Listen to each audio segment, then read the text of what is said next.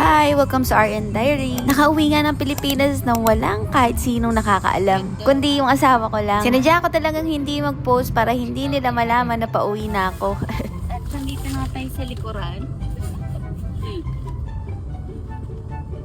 Surprise ko si Mami. Nandito nga ako sa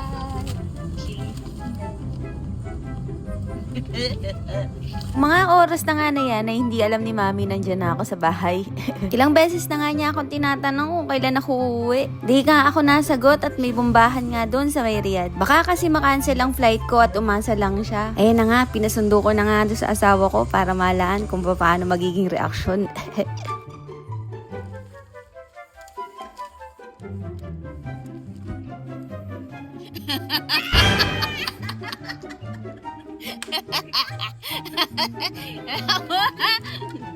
Salamat nakauwi. Masaya na ako. Sa gera. Alam mo, di babalik eh. Tagal mo naman ang anak ko. Bakit ako? Dito na nga kami na ng halian at saktong-sakto nagluto si Mami ng tinumis. Yan nga ang all-time favorite ko na gusto kong pinaluluto kay Mami. At syempre, may pampalamig naman tayong halo-halo. Summer na kasi dito sa Pilipinas, kaya naman. Saan ba tayo pupunta next?